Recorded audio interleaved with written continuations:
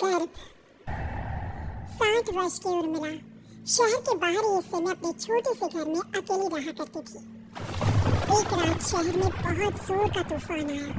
जोर जोर से हवाएं और आंधी तूफान के साथ तेज बारिश होने लगी। उन आवाजों को सुनकर कोई भी घबरा जाता, लेकिन उर्मिला घर के सारे खिड़की दरवाजे बंद कर गहरी नींद में सो रही थी। रात के लगभग 12 बजे होंगे कि किसी ने उर्मिला के घर का दरवाजा खटखटाया। दरवाजे के खटखटाने की आवाज सुनकर उर्मिला की नींद खुलती है। आखिर इतनी रात को कौन आया होगा?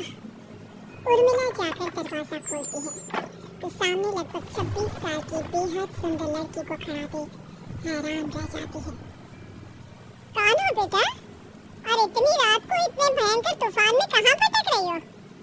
चाची, आपने मुझे पहचाना नहीं? मैं आपकी दूर की रिश्तेदार शालिनी। अरे हाँ, बचपन में तुझे देखा था। इतनी जवान हो गई है, कैसे पहचान में आती? लेकिन तू यहाँ क्या कर रही है, और वो भी ऐसी अंधेरी तूफान भरी रात में? उर्मिला की बात सुनते ही शालिनी की आंखों से आंसू बहने लगे। वो फूट फूट कर रोने लगी। ये देखकर उर्मिला को कुछ समझ में नहीं आया और उसने शालिनी का हाथ पकड़कर घर के अंदर आने के लिए कहा। जैसे ही शालिनी घर के अंदर रोशनी में आई, उर्मिला की नजर उसके पेट की तरफ गई, जिसे देखकर ये साफ पता चल रहा था कि वो प्रेग्नेंट है। अरे, तू तो पेट से है। ऐसी हालत में इतने भयंकर तूफान में आधी रात को बाहर भटक रही है। आखिर बात क्या है बेटा? मुझे सब कुछ साफ साफ बता। क्या बताऊं चाची? ये सब जिसकी वजह से हुआ है, उसके बारे में बताने में भी मुझे शर्म आती है। मैंने घर वालों की मर्जी के खिलाफ जाकर एक लड़के से शादी कर ली थी, पर वो शादी के 1 महीने बाद ही मुझे छोड़कर चला गया। छोड़कर चला गया का क्या मतलब? क्या उसके साथ कोई हादसा हो गया? नहीं, उसे कोई दूसरी लड़की पसंद आ गई और मेरी प्रेगनेंसी की खबर सुनते ही उसने मुझे बेसहारा छोड़ दिया। उसके बाद मैं अपने घर गई, लेकिन पापा ने मुझे घर में कदम तक नहीं रखने दिया। अभी मुझे आपकी याद आई। कोई बात नहीं, कोई बात नहीं, तुमने यहाँ आकर अच्छा ही किया। एक काम करो, तुम आराम करो। वैसे भी ऐसी हालत में इतना घूमना फिरना और इस तरह आधी रात को बाहर भटकना ठीक नहीं होता। प्रेग्नेंट औरत को आधी रात को घर से बाहर नहीं निकलना चाहिए। बुरी आत्माएं उस पर अपना असर दिखा सकती है। और इतना कहकर उर्मिला ने शालिनी को एक दूसरे कमरे में जाकर आराम करने के लिए कहा। लेकिन जैसे ही शालिनी अपने कमरे में जाने लगी, अचानक से उर्मिला ने उसे रोक लिया। एक बात बताओ बेटा, तुम्हारा कौन सा महीना चल रहा है? पेट देखकर तो लगता है कि लगभग 6 महीने पूरे हो गए होंगे। उर्मिला की बात सुनकर शालिनी के होठों पर मुस्कुराहट आ गई। चाची जी, अभी सिर्फ 1 ही महीना हुआ है। शालिनी की बात सुन उर्मिला दंग रह गई। उसे समझ में नहीं आ रहा था कि प्रेगनेंसी के पहले ही महीने में शालिनी की हालत ऐसी क्यों थी। लेकिन फिर उसने बात को नजरअंदाज कर शालिनी को आराम करने के लिए कहा और खुद भी कमरे में जाकर सो गई। अभी कुछ ही घंटे बीते थे कि अचानक से एक बच्चे के बड़े ही अजीबोगरीब बेढंगे तरीके से रोने की आवाज़ें उर्मिला के घर में गूंजने लगी। उन आवाज़ों को सुनकर उर्मिला की नींद फिर से खुलती है। ये अचानक बच्चे के रोने की आवाज़ कहाँ से आने लगी? उसने उठकर चारों तरफ देखा, पर वहाँ उसे कोई नजर नहीं आया। उर्मिला घबराते हुए शालिनी के कमरे में गई तो वहाँ उसे कमरे की दीवार पर एक बेहद खौफनाक साया नजर आया, जिसे देखकर उर्मिला बुरी तरह से घबरा गई। आखिर ये सब क्या हो रहा है? शालिनी, शालिनी उठो! उसने जोर जोर से आवाज देकर शालिनी को जगाने की कोशिश की, लेकिन ऐसा लग रहा था जैसे उसकी आवाज शालिनी तक पहुंच नहीं रही थी। कमरे की दीवार पर एक बहुत बड़ा और बेहद डरावने दिखने वाले इंसान का साया और एक बच्चे के अजीबोगरीब ढंग से रोने और चीखने की आवाजें अब उर्मिला को ज्यादा डराने लगी थी। उर्मिला को शालिनी की चिंता सताने लगी और उसने पूरी ताकत के साथ चीखकर शालिनी को आवाज लगाई। शालिनी! तभी अचानक सब कुछ एकदम पहले जैसा हो जाता है और उर्मिला की आवाज सुनकर शालिनी की नींद खुलती है। क्या हुआ चाची? आप इतनी तेज क्यों चिल्ला रही हैं? आप ठीक तो है ना? अभी मैंने तुम्हारे कमरे में कुछ अजीब सा देखा। तुम ठीक हो ना शालिनी?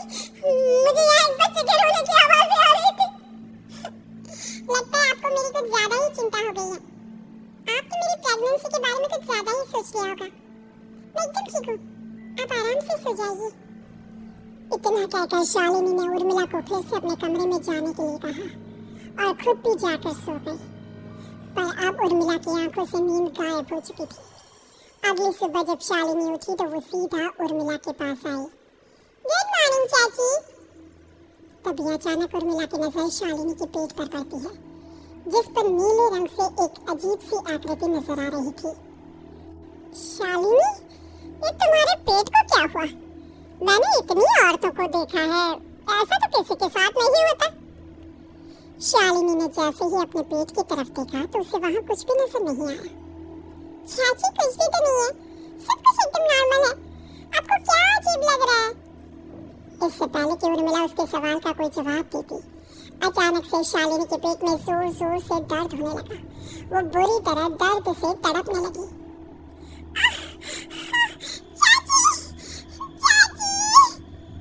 ये सब देखकर उर्मिला बहुत घबरा गई।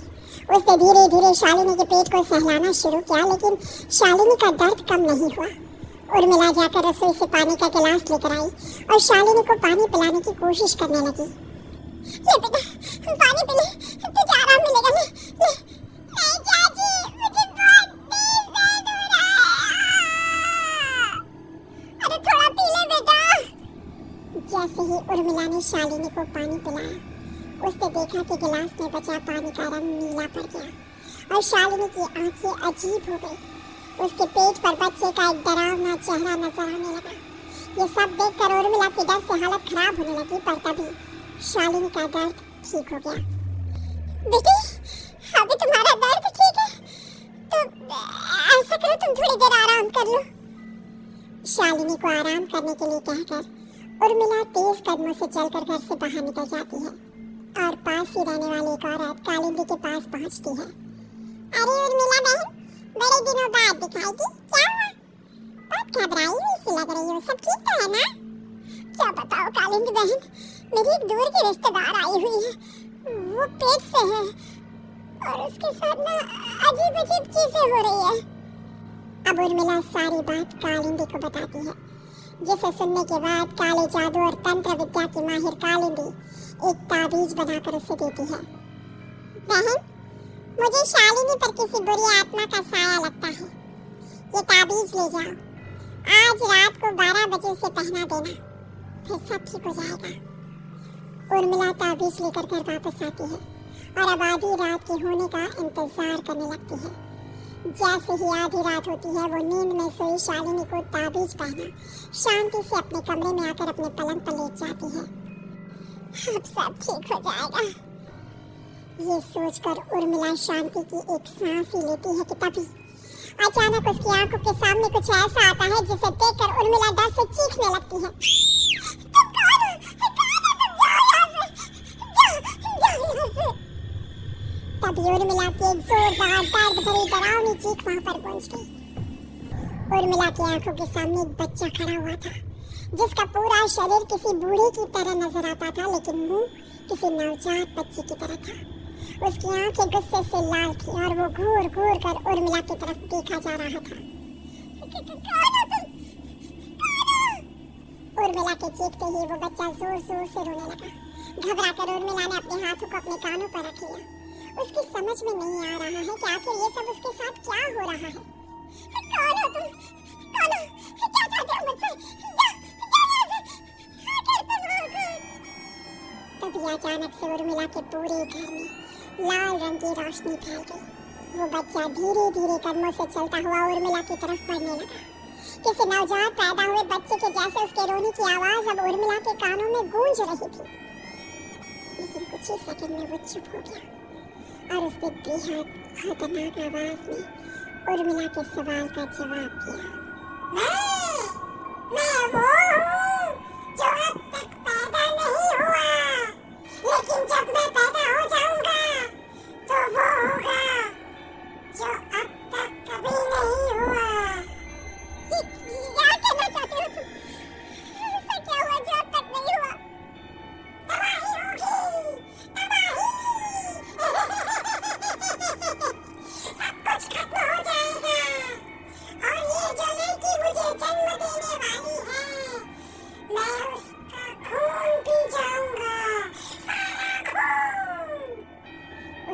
की बात सुनते ही उर्मिला बुरी तरह घबरा गई। उसका एक बुजुर्ग आदमी जैसा शरीर, एक नवजात बच्चे जैसा चेहरा, ये दोनों ही बातें उर्मिला की समझ से बाहर थी। तभी वो बच्चा अचानक गायब हो गया। घर का माहौल फिर से पहले जैसा हो गया। लाल रंग की रोशनी भी अब गायब हो चुकी थी। उर्मिला दौड़कर शालिनी के कमरे में पहुंची, जहां वो गहरी नींद में सोई हुई थी, पर उसके गले का ताबीज गायब हो चुका था। उठो, उठो शालिनी, उठो बेटा, मुझे तुमसे जरूरी बात करनी है। अरे चाची, क्या हुआ? इतनी रात को आप परेशान क्यों कर रही हैं? सब ठीक है ना? अभी जब तुम सो रही थी ना, तो मैंने तुम्हारे गले में एक ताबीज पहनाया था। कहाँ गया बेटा, बताओ मुझे। शालिनी ने चारों तरफ अपनी नजरें घुमाकर देखा, लेकिन वहां पर कोई ताबीज नहीं था। वह हैरानी से उर्मिला के चेहरे की तरफ देखने लगी। उसे समझ में नहीं आ रहा था कि आखिर उर्मिला किस ताबीज के बारे में बात कर रही थी। नहीं चाची, यहाँ कोई ताबीज नहीं है। लगता है आपने कोई बुरा सपना देखा है। मैंने कोई बुरा सपना नहीं देखा। क्या, छोड़ो, तुम अब सो जाओ, फिर सुबह बात करते हैं। डर और घबराहट की वजह से उर्मिला की आंखों से नींद तो जैसे बिल्कुल गायब हो गई थी। अगली सुबह उर्मिला बिना कोई देर किए गांव के बाहर एक छोटी सी झोपड़ी में रहने वाले बूढ़े पंडित के पास पहुंची। पंडित जी, मेरी मदद कीजिए। अरे आओ आओ उर्मिला, क्या हुआ? सब ठीक तो है ना? क्या बताओ पंडित जी, बहुत बड़ी मुसीबत है। मेरी दूर की एक रिश्तेदार लड़की पेट से है और उसके साथ बहुत डरावनी चीजें हो रही है। कल रात को तो एक अजीब सा दिखने वाला बच्चा मेरी आंखों के सामने आकर खड़ा हो गया था। ये तुम क्या कह रही हो? मुझे साफ साफ बताओ कि आखिर तुमने क्या देखा? उर्मिला ने अपने साथ हुई बीती रात की पूरी घटना पंडित जी को बताई, जिसे सुन पंडित जी के माथे पर चिंता की लकीरें उभर आई। अनर्थ होने वाला है, अनर्थ। बरसों पहले भी उस हैवान ने एक लड़की के पेट से जन्म लिया था और उसके बाद उस शहर को पूरी तरह से तबाह कर दिया। कैसी विपदा पंडित जी, कैसे बात कर रहे हैं आप? बताइए मुझे, और इसका उपाय क्या है? इसका उपाय तो है, लेकिन बहुत कठिन है। हो सकता है कि उस उपाय को करने के दौरान तुम्हारी जान भी चली जाए। मुझे मेरी जान की कोई परवाह नहीं, पर आप जिस तबाही के बारे में बात कर रहे हैं, बस वो नहीं होनी चाहिए। लाखों लोगों की जान बचाने के लिए मैं कुछ भी करूंगी। तो ठीक है, मेरी बात ध्यान से सुनो। बरसों पहले एक भयानक तांत्रिक ने अपनी तंत्र क्रिया के जरिए एक मासूम लड़की के साथ रिश्ता बनाकर उसके पेट से जन्म लिया था। इस तरह से वो अपने जैसे लोगों की संख्या इस दुनिया में बढ़ाना चाहता था। आपके कहने का मतलब है कि शालिनी के पेट से भी उस शैतान को जन्म लेना है, इसलिए उसने उसके साथ ये सब किया है। ठीक पहचाना तुमने। अब मैं तुम्हें एक ऐसा सिंदूर दूंगा जिसे तुम्हें ले जाकर उस लड़की के पेट पर लगाना होगा। क्या ऐसा करने से सब कुछ ठीक हो जाएगा? नहीं उर्मिला, ये सब इतना आसान नहीं। उस लड़की के पेट पर सिंदूर लगाने के बाद तुम्हें उसका पेट काटकर उस हैवान को बाहर निकालना होगा। नहीं पंडित जी, मैं ये सब नहीं कर सकती। मैं भला एक जिंदा लड़की के पेट को अपने हाथों से कैसे काट सकती हूँ? अगर तुमने ऐसा नहीं किया तो कुछ ही दिनों में वो हैवान उस लड़की के शरीर से जन्म लेगा और उसके शरीर के सारे खून को पीकर अपनी ताकत को बढ़ाएगा। उसके बाद वो धीरे धीरे इस पूरे शहर को तबाह कर देगा। यहाँ पर कोई जिंदा नहीं बचेगा। लेकिन अगर मैं उसके पेट को काट दूंगी तो क्या वो जिंदा बच पाएगी? अगर शालिनी को कुछ हो गया तो? अगर उसकी मृत्यु हो गई तो? ऐसा कुछ नहीं होगा उर्मिला, तुम्हें अपने मन को पक्का करके ये काम करना ही होगा। सिंदूर लेने के बाद उर्मिला झोपड़ी से बाहर निकलने ही वाली थी कि तभी पंडित जी ने उसे पीछे से आवाज देकर रोका। उर्मिला, उस लड़की का पेट काटकर हैवान को बाहर निकालना ही काफी नहीं होगा। तुम्हें ध्यान रखना होगा कि ये सब करते हुए उस बच्चे का जो आधा बूढ़े का शरीर है उस पर सिंदूर की एक बूंद भी ना लगने पाए, क्योंकि अगर ऐसा हुआ तो वो तुम्हें और बाकी सबको कच्चा खा जाएगा। पंडित जी की बात सुन उर्मिला की आंखें फटी रह गई और उसके शरीर में डर की लहर दौड़ गई। फिर भी उसने हिम्मत की। ठीक है पंडित जी, मैं पूरी कोशिश करूंगी कि मैं उस हैवान को वहीं के वहीं खत्म कर पाऊं। इसके बाद उर्मिला तेज कदमों के साथ घर वापस आती है। दिन बीतता है, रात का अंधेरा छाने लगता है। शालिनी खाना खाकर सोने चली जाती है और उर्मिला लगातार उसके गहरी नींद में सो जाने का इंतजार करने लगती है। जिसके बाद उर्मिला दबे कदमों से शालिनी के कमरे में पहुंच गई। मुझे ये करना ही होगा। अब उर्मिला ने धीरे धीरे शालिनी के पेट पर पंडित जी का दिया सिंदूर लगाना शुरू किया। उर्मिला के हाथ बुरी तरह से कांप रहे थे। उसके एक हाथ में चाकू था जिससे वो पेट काटने वाली थी। उर्मिला ने एक नजर शालिनी के चेहरे की तरफ देखा और फिर डरते हुए उसके पेट पर चाकू चलाना शुरू किया। कमाल है, मैं इसका पेट काट रही हूँ और ये आराम से सो रही है। इसे दर्द नहीं हो रहा क्या? तभी अचानक उर्मिला के कानों में बच्चे की रोने की आवाज सुनाई देने लगी। उसने घबराकर चारों तरफ देखा पर वहाँ पर कोई नहीं था। बस रोने की आवाज लगातार आ रही थी। उर्मिला बिना रुके लगातार शालिनी के पेट को काटती रही।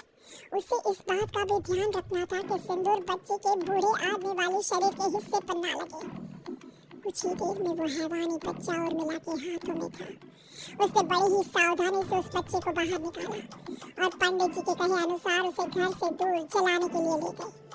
पर तभी उसके सामने वही बूढ़े शरीर और बच्चे के चेहरे वाला बच्चा आ गया। अपनी गोद में और सामने के बच्चे को देखकर उर्मिला हैरान रह गई।